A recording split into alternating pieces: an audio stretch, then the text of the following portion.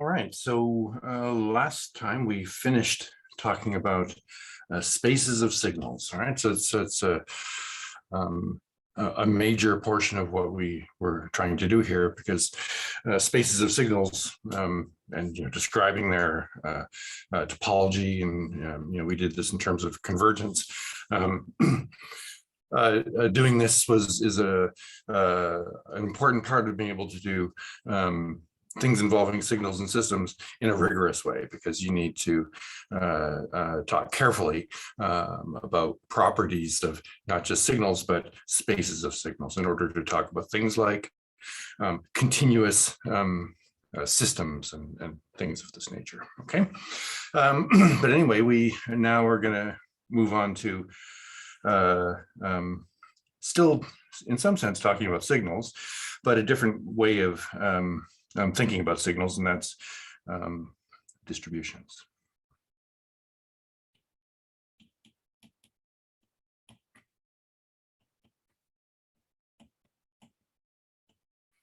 Okay, so in mathematics, distribution is a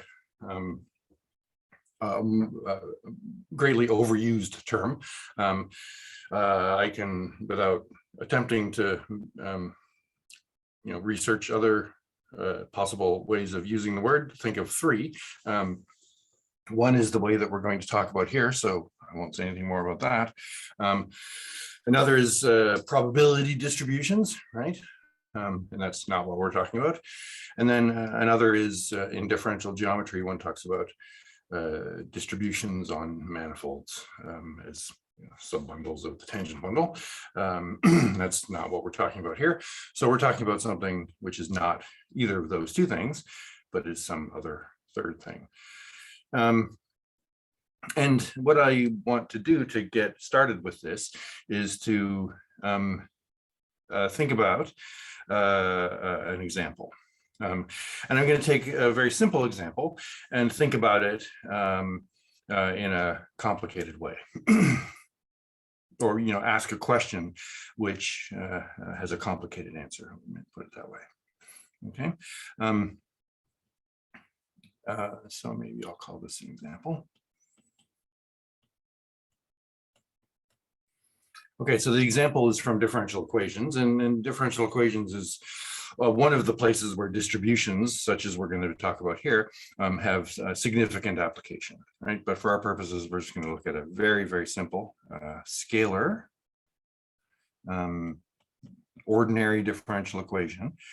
And there's going to be, we're going to look at a sequence of differential equations, and they're going to have different right-hand sides. So it's just, and we're going to solve this subject to the initial condition that x of 0 is equal to 0. Okay, and so I have just done the derivative. And then I have this right-hand side function, uj, and uj is going to be so it's going to be 1 over j for t between 0 and 1 over, sorry, it's not 1 over j, sorry, it's going to be j between t between 0 and 1 over j, and 0 otherwise. Okay.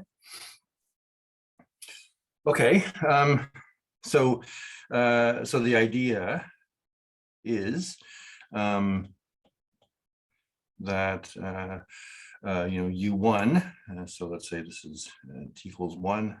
This is t equals a half, and third, and so on. And so u1 is going to take a value 1 up to 1, and then it'll be 0. T2, or sorry, u2. So this is u1, u2, like so, and u3, and so on. Okay, and so the idea is that it's a a sequence of impulses of increasingly large magnitude, or as j gets larger, the magnitude gets larger, applied for increasingly shorter times, right? But the area, the integral of each of the u's is the same. Okay.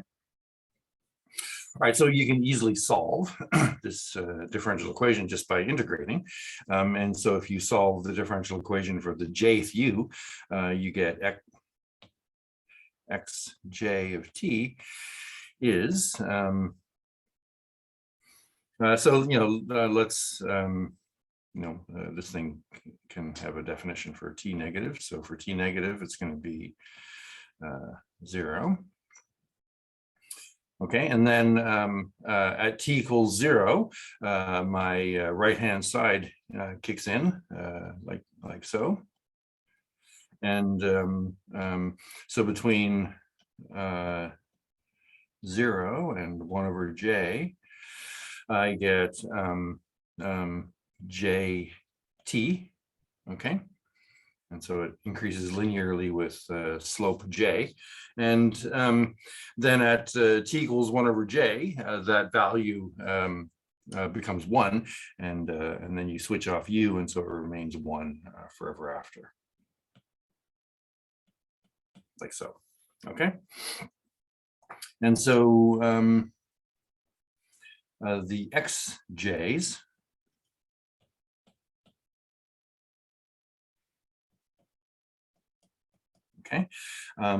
look like this. So if, again, this is 1, this is a half, this is a third, okay, and this is the value 1. You come along and you're always 0 out here, and you're always 1 for large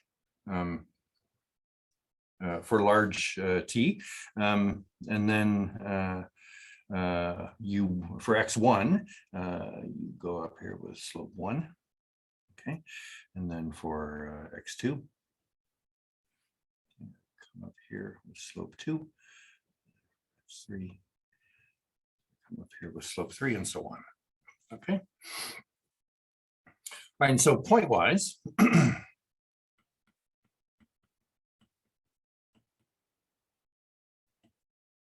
the sequence xj of t converges to x of t, and maybe let me call it x infinity of t, is 0 for t less than or equal to 0, okay, and 1 for t greater than 0. Okay, so it converges pointwise. It doesn't converge uniformly. Okay, just because if you chop this thing off at any finite j, the error, the maximum error will always be 1. Okay. All right, so, but the point is that this pointwise limit is perfectly well defined. And so the question that you might ask is there an input, u infinity, for which this is, or is there a right-hand side, u infinity, for which the solution of the differential equation is x infinity?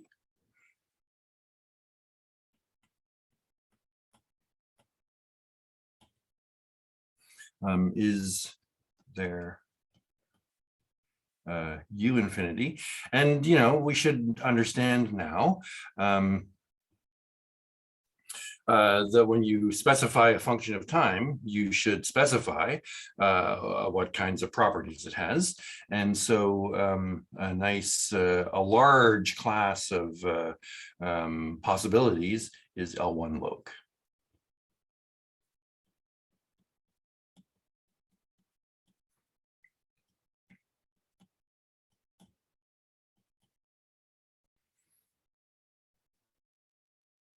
Okay, so x infinity is well defined. Okay, so there it is.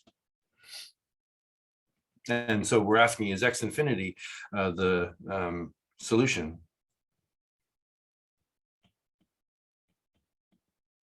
of x dot infinity of t equals u infinity of t for with initial condition x was 0, x infinity of 0 equals 0. Okay. And the answer is no.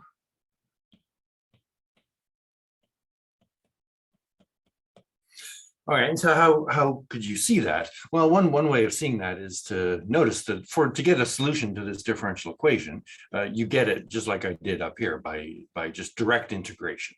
Okay, and so if u infinity is locally integrable, then when you integrate this thing, from say 0 to t, and in that way get x infinity of t, the result will be continuous as a function of t, but x infinity is not continuous. Right, so that's one way of seeing that the answer to this question is no. Okay, so in particular,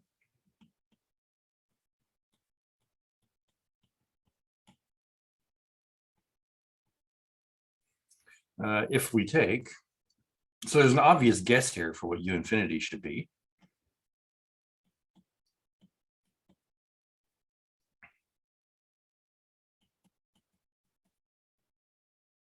And that is the pointwise limit of the UJs, right? And this pointwise limit makes sense in the world in which we've been operating because we have allowed functions to take the value infinity. And so the pointwise limit here is just 0 everywhere except at 0. And then here it's infinite, okay? And so, it makes sense in the world in which we've been working to write this.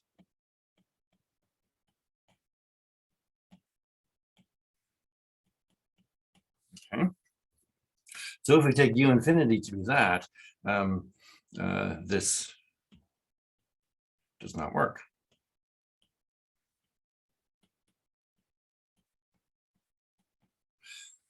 And why is that? Well, if you take u infinity to be this thing, okay, and then you apply the solution technique for this very simple differential equation of just integrating.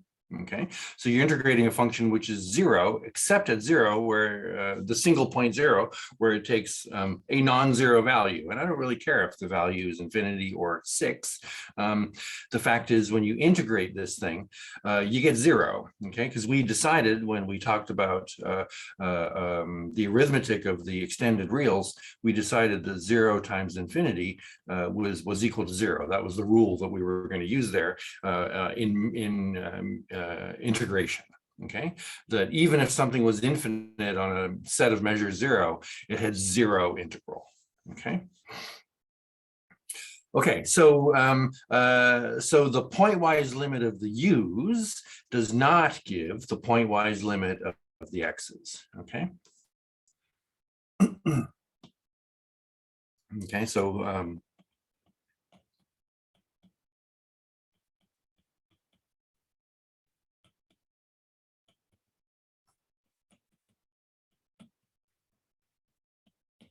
okay, so you have the right-hand side's uj does not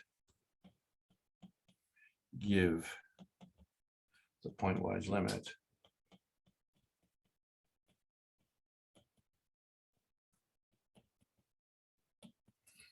of the x's.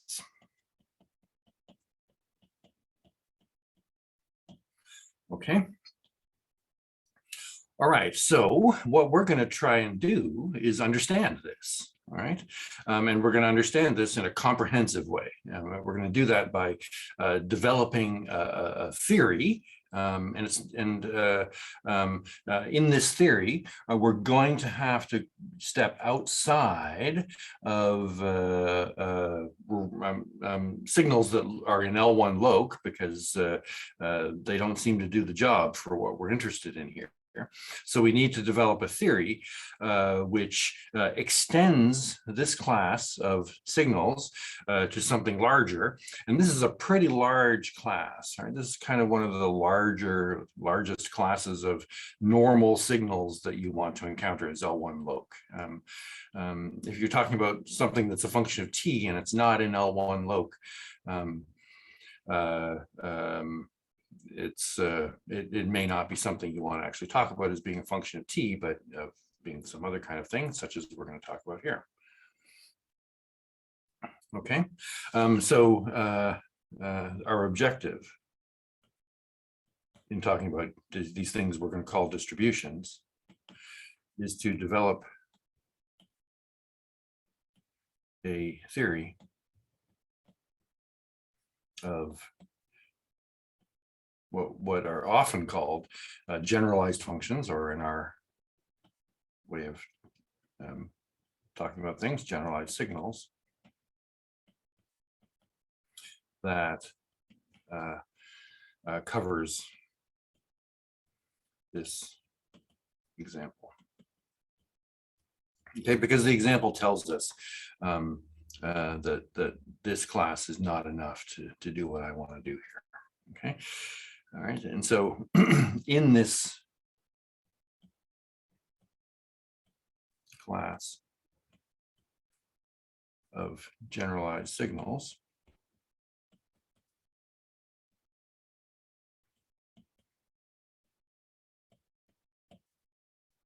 this sequence uj will converge to something. Okay, and the mode of convergence is not going to be, pointwise or uniform or in L1, right? This is going to be a different kind of signal with a different notion of convergence. Okay, okay. So what do we want this theory to be able to do?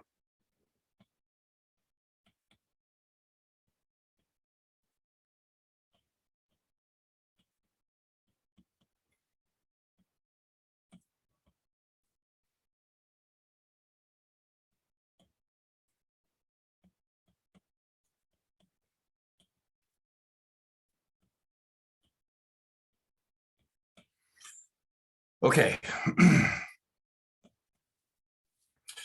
So it should be the case that it extends what we already are able to cover. Okay, so it should include the largest class of signals that we currently have at our disposal, which is L1 loc.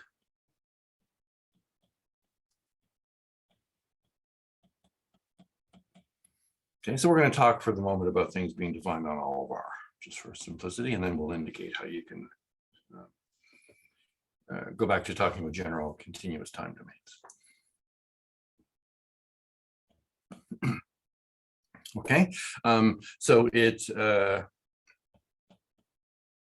should have a notion of convergence.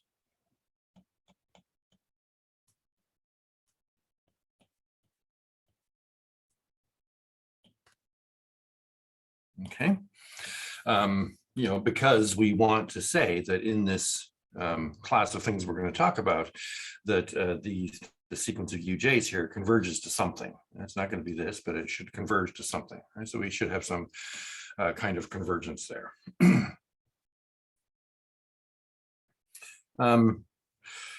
We should be able to do calculus, okay? Because here we're talking about as a motivating example, a differential equation, okay? And so you need to have a calculus for these things.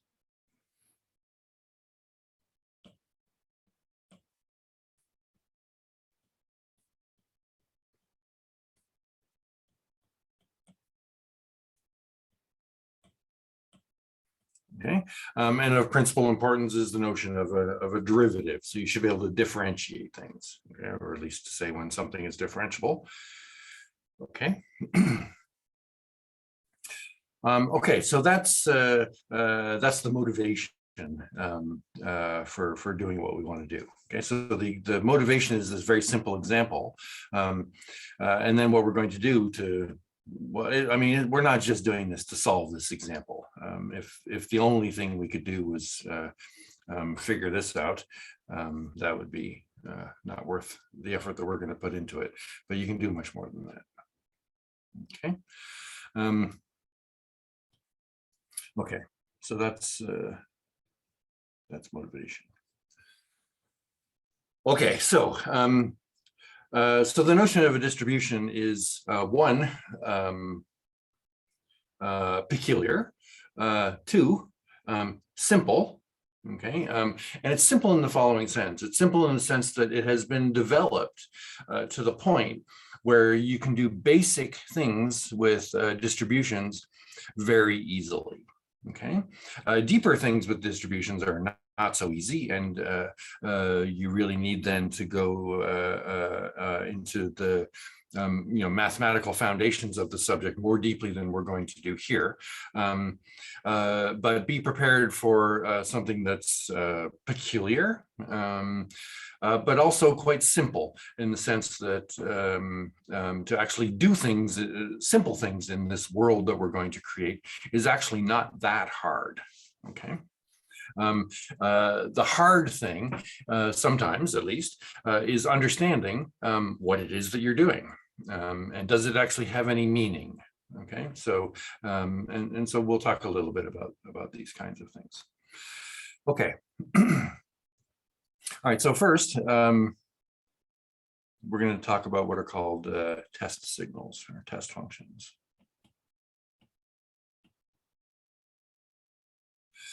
Okay, so we're going to let D, so script D of R, F, okay, this is going to be a class of functions.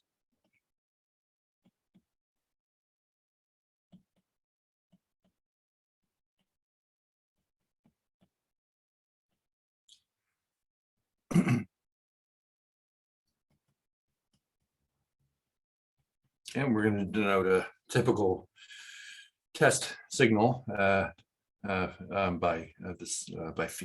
Okay, and these should have two properties.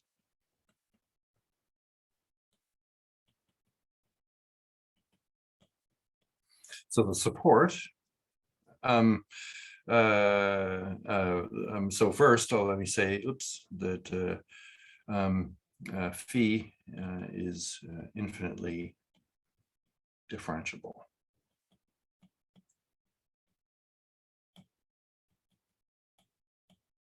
Okay, and then the other property is that the support of phi is compact. Okay, so we have talked about continuous signals with compact support. They were very important for us. Okay, but here we're talking about infinitely differentiable signals with compact support. Okay, and we'll see why infinitely differentiable is important. Okay, and we'll also see why compact support is important. Okay, so both of these properties are essential for a useful theory. And while it's relatively easy to think of continuous signals with compact support, it's less easy to think about what an infinitely differentiable signal with compact support should be, because what needs to happen is that you're going to be zero outside some compact set. Okay, so maybe your compact set looks like that. Okay, so I'm going to be zero out here, and I'm going to be zero out here, and somehow in the interior of this compact interval, I need to do something which takes me from zero at the endpoints of this interval to something non-zero in the middle. And so one of the consequences of that is that if this endpoint of this compact interval is the infimum of the support, okay, then what it means is that at this point, my function needs to suddenly start becoming non-zero, and it needs to do that in a way that still means it's infinitely differentiable. So one of the consequences of that is that when I sort of switch on here, certainly it's true that the limit of the derivatives from this side is going to be 0. The derivative of the 0 function is 0. And so what must be the case is that whatever this function is, the value of the function and all of its derivatives, their limits as I approach this endpoint have to be 0. So it needs to kind of, grow, infinitely slowly away from here. And so, I can't do something like, take a sine, a lobe of a sinusoidal function like so, and sort of shift it, right? Because imagine that this is just sort of taken a sinusoidal function and chopped it off and shifted it in such a way that it's 0 at these endpoints. Okay, the problem is that the values work out and the derivatives work out. So the value as I approach both of these endpoints is 0, and the value of the derivative is also 0, but the second derivative doesn't work out. Okay, so so it's actually, you have to think a little bit to build to show that this set is non-empty. Okay, so I'll give you a prototypical example of something in D. Well, D is never empty because it always, for example, contains the 0 function, but it contains more than just the 0 function. Okay, so phi of t equals, and so the function I'm going to use here is e to the minus 1 over 1 minus t squared. Okay, 0.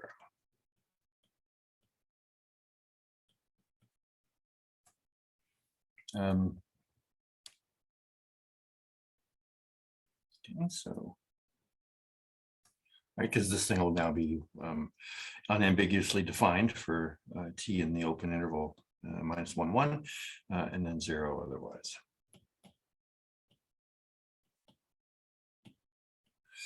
Okay. So what does this this phi look like? And this phi looks like this.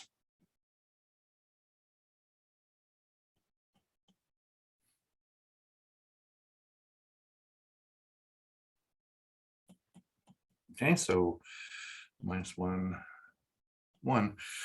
So clearly I'm 0 out here. Okay, and this thing kind of just bumps up like this. Okay, and if you take this function and you try differentiating it, what you're going to find is that the derivative, and in fact all derivatives, have a form of phi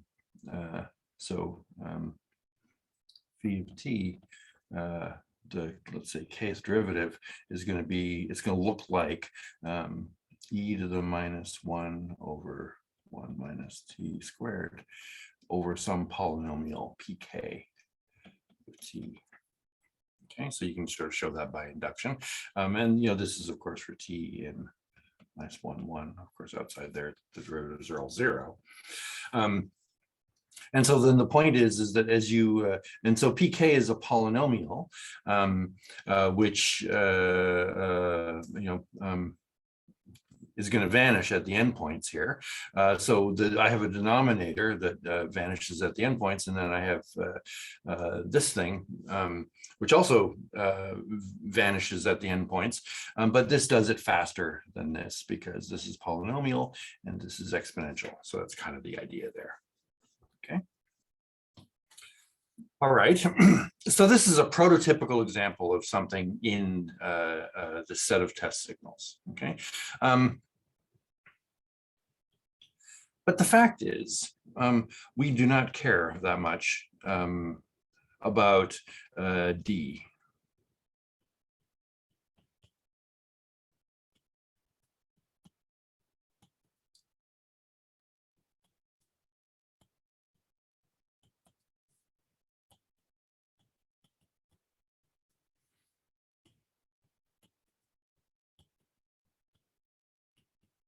Okay, what we care about is we care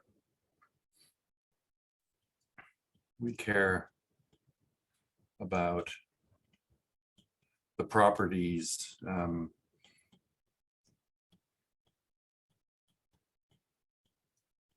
of the space D. Okay. All right, and so and the properties are just well, as far as we know right now, just these two. Okay, so it's closed under differentiation, and all of the functions have compact support. All right, so to give some structure to this set, all right, so let me just say this is a vector space. Okay. If you add infinitely differentiable functions, you get an infinitely differentiable function. Similarly for scalar multiplication, and similarly sums of functions with compact support and multiples of functions with compact support have compact support. Okay, so for example,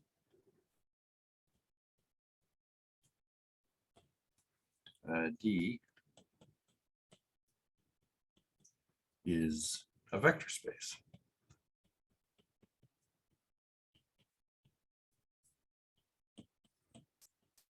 Okay, so does it have a norm? Okay, well, yes, it does, because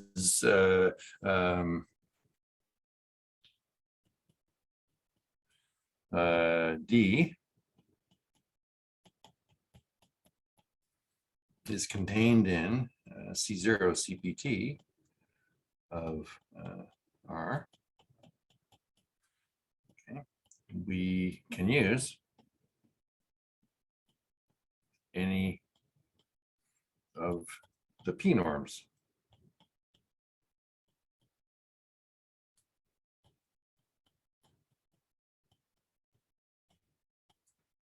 on D.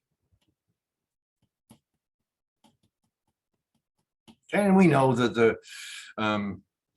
the resulting space will not be, well, we don't necessarily know that, but it's true that the resulting space D with these P norms will not be complete, rather in the same way that the space was not complete. Okay, we constructed an example of a non-convergent Cauchy sequence in here in all of the P norms, and you can easily kind of adjust that example so that the resulting sequence consists of functions that are infinitely differentiable.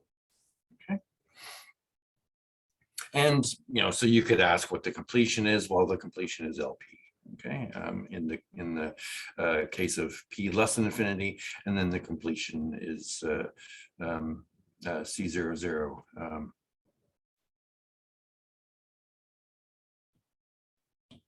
Is C00 in the case of P equals infinity. Okay? But that's not what we're going to do here. Okay, we've kind of done that already with C0 CPT. We define a topology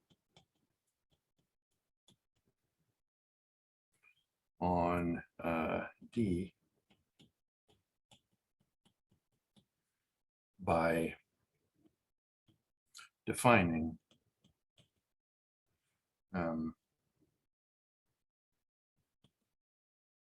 its convergence sequences.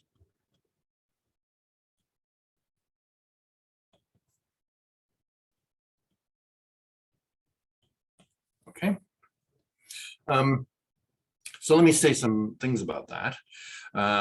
So certainly we know that for a normed vector space, to define a norm or the topology defined by a norm, what the effect of that norm is it defines what the convergent sequences are in your normed vector space. Okay, so sequences there are intimately connected to the topology of the normed vector space. Here, sorry, so that is a result of the fact that the topology defined by a norm is relatively simple. It has certain properties, one of which is that it makes the vector space into a metric space, and for metric spaces, defining their topology is equivalent to defining their convergent sequences. All right, but for a general topology, it may not be the case that defining the topology is equivalent to defining its convergent sequences, okay? And in particular, this space D has a topology, okay? So collections of open sets that you can define, and then you have to show that that's equivalent to defining its convergent sequences, okay?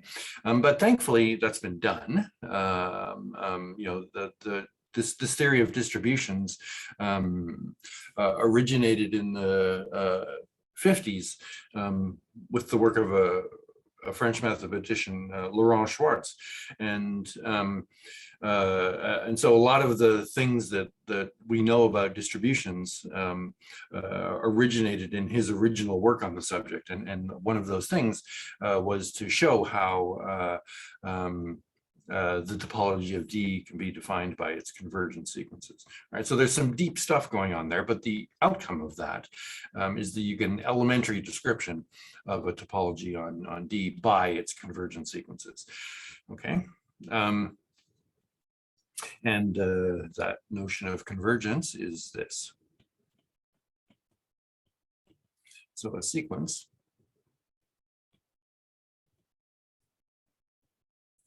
phi j in D converges to phi in D if, okay, so the conditions here are a little odd. Okay, so the first condition is that there exists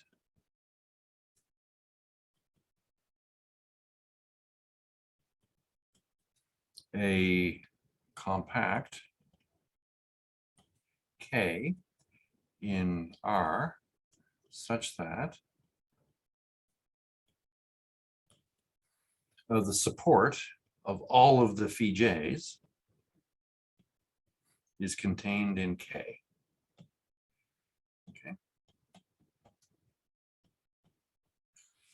All right, so these things don't get to you know, sort of shift around. The supports don't shift around that much as subsets of R. They're all contained in some common compact set K. All right, so they're constrained in some way. Okay, so we know that each of these is compact, right? And you know, so you could imagine a set of phis, okay, where their supports, you know, maybe look something like this. Okay, so they kind of just translate out here to infinity. Those will not be an example of a convergent sequence in D. Okay. And then the other thing is that the sequence of phi and all of its derivatives. Okay, so I'm going to write the derivative of a function with a superscript up here, which is one of the ways of different denoting derivative. So this will be the kth derivative of phi. Okay, so this converges uniformly to the kth derivative of phi. Okay, and this is true for every k.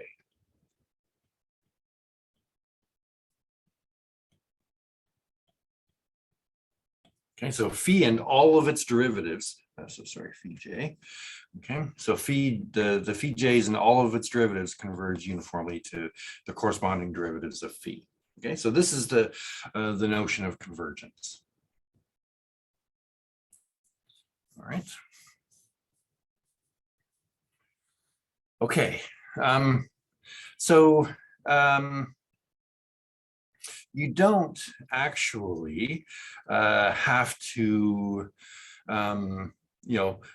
so I'm not going to give examples of things that of sequences in D that converge and don't converge, just because you have to kind of get very detaily in order to understand that.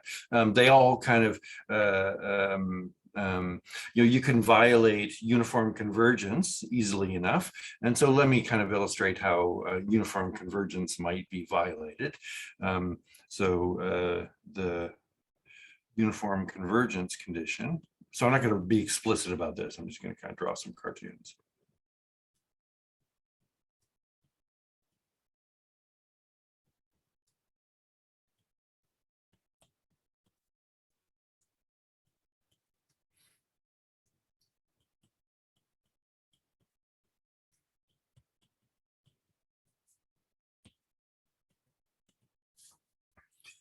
Okay, so imagine a sequence like the this sort of bump function that I talked about up here. Okay, but the sequence. So here's maybe phi1. Okay, and then phi2, and then phi3. And then phi4, and so on. Okay.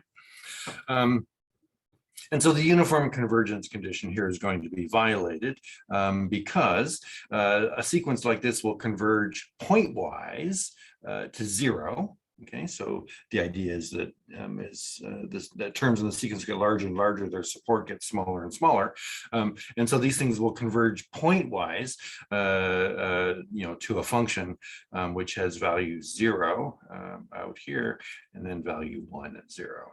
Okay, and because that limit is discontinuous, that implies immediately that that you don't get uniform convergence for k equals 0. Okay. Okay, so then you say, all right, well, I'll modify that, and what I will do is instead I'm going to consider a sequence which does something like this.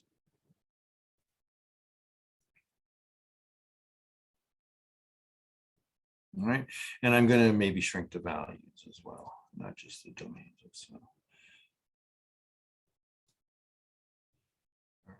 like this. Right, that can still violate uniform convergence, depending exactly on how you shrink the domains compared to how you shrink the codomain in some sense.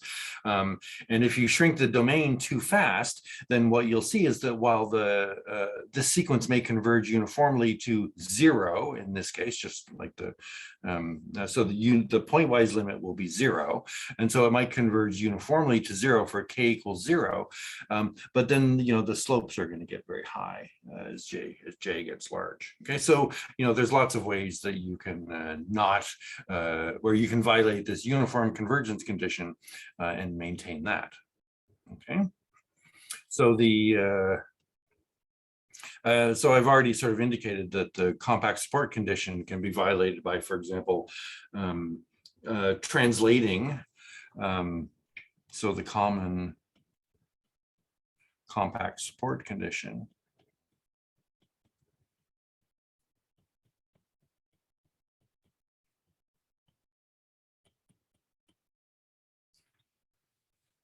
can be violated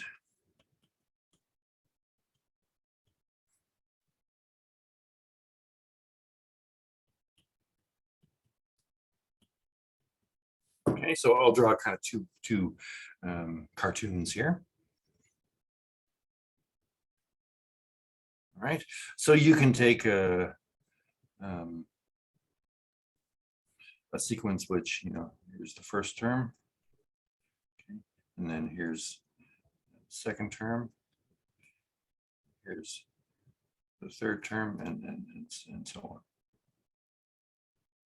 Okay, and I can do this in a way this will be phi1, phi2, 3, phi4. Okay, I can do this in such a way that this sequence converges uniformly to the 0 function. Okay, but I will violate the support condition. Okay, so there will not be a common compact set which contains the support of all of the phis. Right. That's something I alluded to previously, but there's other ways you can think about doing this. One way is that you can take the support and you could smear it. Okay, so the first function maybe looks like this. The second function maybe looks like this. The third function maybe looks like this. Okay, and again, if you fiddle the function definitions properly, you can ensure that you converge uniformly to 0, but the supports are going to grow to not be included in any common compact set. All right, so that's how these two conditions might be violated. Okay. All right, so you need both of these conditions to happen.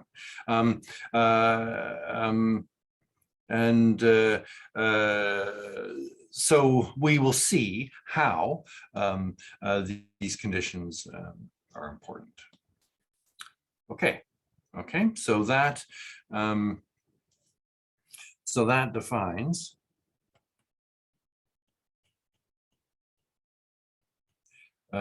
D as a vector space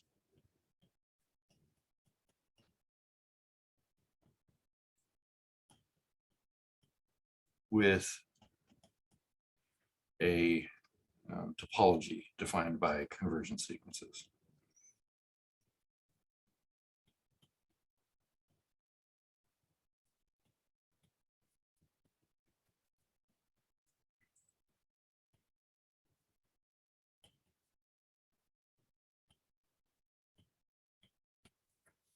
Okay, so this can be used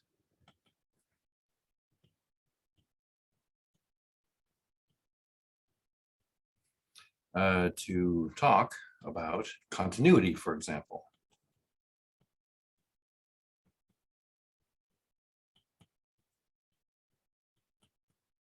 Okay, and for example, one way of talking about continuity or saying that a function is continuous is that it maps convergent sequences into convergent sequences. Okay, and that's the notion of continuity that we're going to use now.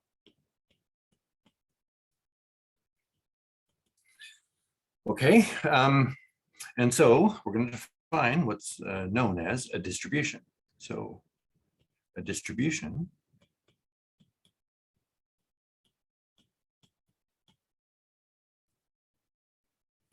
is a continuous linear mapping and I call a typical distribution, I'm going to note with the letter theta, from D to F. Okay, so now we know, you should be able to guess what continuity means. It means that if you have a sequence here, theta will map the limit of a converging sequence here. Theta will map the limit of that convergent sequence to the image of the limits. Okay, so let me say that precisely. Okay, so continuity means, okay, and so you use a simplified version of this, and so let me sort of indicate where that comes up, okay, or how that comes up. So in this definition of convergent sequences in D, okay, I had phi converge, the sequence phi j converging to phi, okay. Now, that's equivalent to saying this definition of convergence of phi j to phi is equivalent to saying that the sequence phi j minus phi converges to 0. Okay, this is a reflection of the fact that this topology has a property which is known as linearity. So the topology is linear. And so what that means is that if you want to know whether a sequence converges to some other, to some vector in the vector space, it's sufficient to know about convergence to 0. Okay, just by subtracting this from each of the terms in the sequence. Okay, and so in other words, what we're going to do is we're going to characterize continuity by convergence to 0. Okay, all right, so the upshot of all that is that continuity means that if phi j is a sequence in D converging to 0,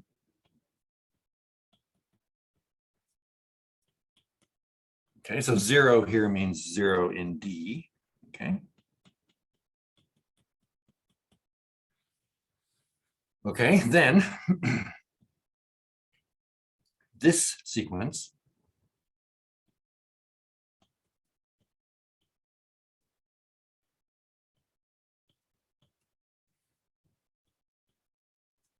converges. Okay, so, it should converge to, the definition of convergence is that if this converges, then this should converge to theta of the limit, okay? But I've already said that the limit is 0, okay? So this, in other words, this is equivalent to saying that this converges to 0, and now I mean the number 0, okay? Because theta applied to something here will give me a number. Okay, so this is a rather concrete way, and this is what we're going to use to test continuity in examples.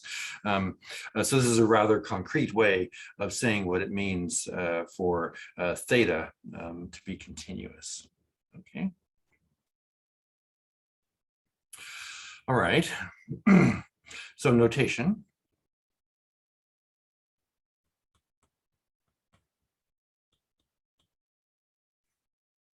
Okay, the set of linear functions from a vector space V from an F vector space V to F. Okay, so these are a particular class of linear mappings, right? They're linear from V into the scalar field F, is denoted by V star. Okay, and this is what's called the algebraic dual.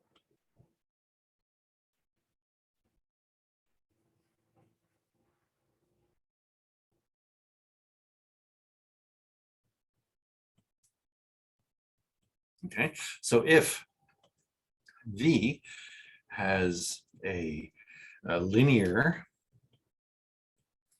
topology, and I'm not going to define what linear topology is exactly. Well, I can just say it out loud. because I can. A linear topology means that the vector space operations of addition and scalar multiplication are continuous. But for us, the important observation concerning the linearity of the topology defined by this class of convergent sequences is exactly the one that I already used. The sequence phi j converges to phi if and only if the sequence phi j minus phi converges to 0. Okay, so so we have a linear topology here. Okay, so if V has a linear topology, then the set of continuous linear mappings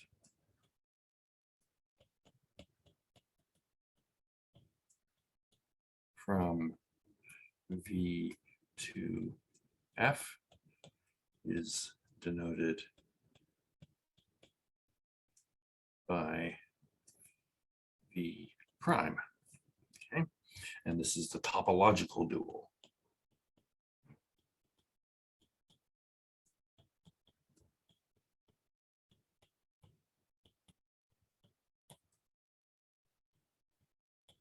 Okay, and the topological dual will change if you change the topology. Okay, so there a vector space can have lots of different linear topologies, and we've seen examples of that, of course. So C0 CPT has lots of different linear topologies corresponding to different choices of P norms, for example. And then you could define the topological dual of this. Okay, and that topological dual will change depending on the topology that you use. Okay, but if you choose a topology, then you have a V prime. Okay, and so we've chosen a topology for D. Okay, namely the topology defined by the notion of convergence that we talked about above. All right, and so D has a topological dual, and that's what I'm talking about here, right? So therefore, more notation is the space of distributions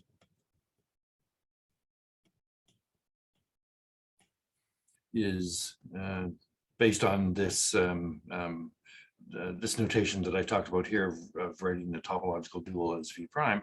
The space of distributions is denoted by D prime of R. And more properly, this is really D R F prime, right? But you just the notation you use is you put the prime there. Okay. Okay, so that's what a distribution is. So I think I'm going to stop there. And next time what we'll do is we'll look at some examples of distributions, and we'll carefully sit and show that they have this continuity property that a distribution should have, just so we can see how this actually works. And then what you will see is that for doing elementary things, you'll see that you don't really need to understand specific things about what signals in D look like. You really just need to be able to work with that notion of convergence. Okay, and again, I want to emphasize that this is because Laurent Schwartz did all the work to make sure that all of these things have useful meaning. Okay, but we'll talk about that next time.